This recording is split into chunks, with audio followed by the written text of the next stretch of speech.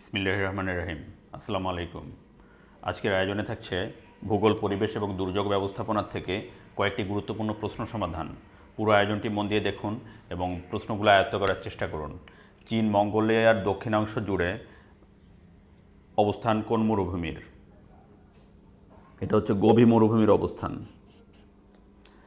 দক্ষিণ গোলার্ধে উষ্ণতর মাস কোনটি? দক্ষিণ গোলার্ধে উষ্ণতম মাস হচ্ছে জানুয়ারি। পলিমিশ্রিত স্রোত বঙ্গোপসাগরের তলদেশে অগভীর খাদের সৃষ্টি করে শিরা উপরেশ্বরের মতো যে বেষ্টনী তৈরি করেছে তাকে কি বলে? পলিমিশ্রিত স্রোত বঙ্গোপসাগরের তলদেশে অগভীর খাদের সৃষ্টি করে শিরা উপসারের মতো যে বেষ্টনী তৈরি করেছে তাকে বলা হয় বেঙ্গল ফ্যান বা গাঙ্গেয় ফ্যান। পরের প্রশ্ন, কয়লা কী ধরনের শিলা? কয়লা হচ্ছে একটি পাললিক শিলা। বাংলাদেশের সবচেয়ে প্রাচীন জনপদ কোনটি?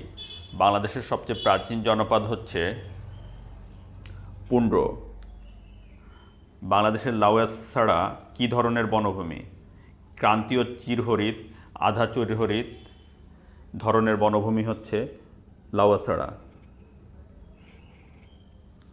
সার্ক দুর্যোগ ব্যবস্থাপনা কেন্দ্র কোথায় অবস্থিত?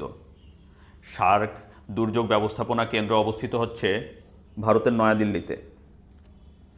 বাংলাদেশের উপকূলীয় সমভূমিতে বসবাসকারী জনগোষ্ঠী যে ধরনের বন্যা কবলিত হয়?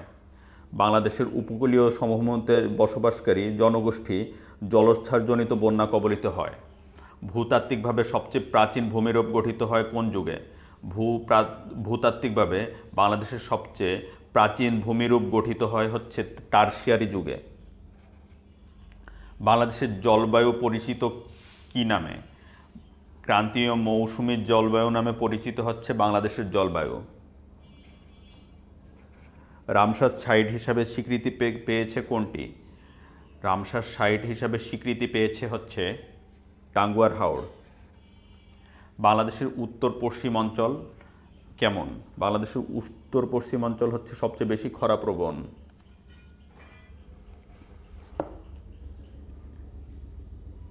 একই পরিমাণ বৃষ্টিপাত অঞ্চলসমূহকে যে কাল্পনিক রেখার সাহায্যে দেখানো হয় তাকে কি বলা হয়?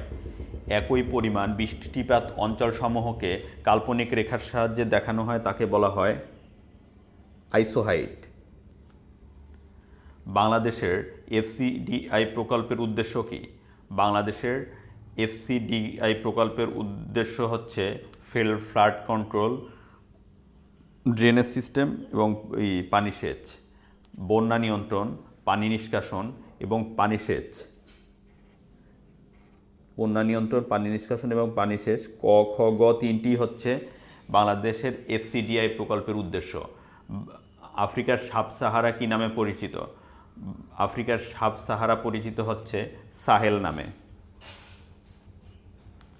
আফ্রিকার সাব সাহারা পরিচিত হচ্ছে সাহেল নামে। কোনটি জলবায়ুর উপাদান নয়? জলবায়ুর উপাদান নয় হচ্ছে সমুদ্র স্রোত। সমুদ্র স্রোত হচ্ছে জলবায়ুর উপাদান নয়। কোন পর্যায়ে দুর্যোগের ক্ষতি মূল্যায়ন করা হয়? পুনর্বাসন পর্যায়ে। চারটি অপশনের মধ্যে থেকে ঘ উত্তর। পুনর্বাসন পর্যায়ে হচ্ছে দুর্যোগের ক্ষতি মূল্যায়ন করা হয়। ধন্যবাদ ভিউয়ার্স, আজকের ভিডিওটি এ পর্যন্তই। আমাদের ভিডিওগুলি যদি আপনার ভালো লেগে থাকে আমার চ্যানেলটি সাবস্ক্রাইব করুন এবং নতুন নতুন ভিডিওর আপডেট পেতে পাশে থাকা বেল আইকনটি প্রেস করুন। সবাই ভালো থাকবেন, সুস্থ থাকবেন। আল্লাহ হাফেজ।